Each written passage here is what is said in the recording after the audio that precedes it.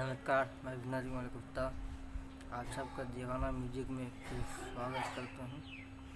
कितना भाई YouTube channel देख रहे हैं, भाई बहन प्यार द्वारा अच्छा बना लगे और लाइक शेयर कमेंट ना करें, कमेंट करना ना भूलें। यूट्यूब चैनल को सब्सक्राइब कर जरूर करें। एक बेवफा सॉन्ग लेकर आने वाली हूँ।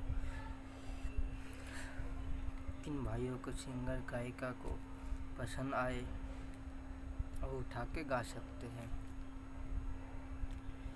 काहे की कैलू जान झूठा हमसे प्यार, काहे की कैलू जान हमसे झूठा प्यार, तोहके करल तोहके मान ली अपना संसार,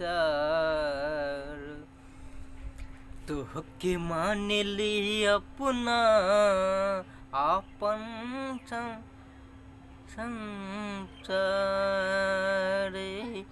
काहे की कैलू जान झूठा हमसे प्यार, काहे कैलू जान हमसे झूठा प्यार, तोहके मान ली अपना दीवाना कह के, ओ अपना दीवाना कह के।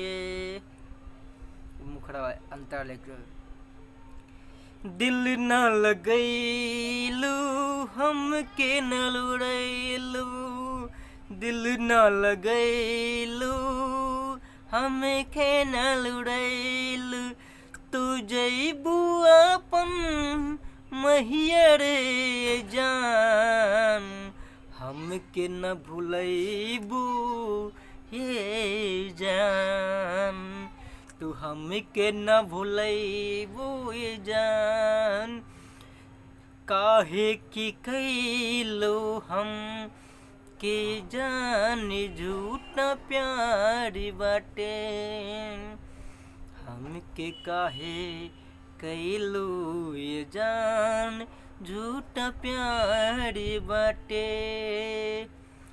तोहके मान ली अपना दीवानगी ये जान हो,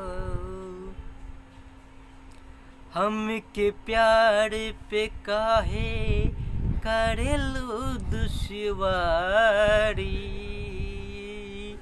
हमके होई करके हो के दूसरे के संग शादी, दूसरे के संग शादी, चल जइबू दीवाना के कुम भुला के, चल जइबू दीवाना के भुला के, कर देबू तू बर्बाद हो, कर देबू तू बर्बाद हो, काहे की कैलू जान झूठा हमसे प्यार, तोहके मान ली अपना पूरा दिल के तोहरे सजनी आपन प्यारे बाटे। और चैनल को सब्सक्राइब करी, लाइक करी, कमेंट कर। फिर मिलते हैं अगले वीडियो में।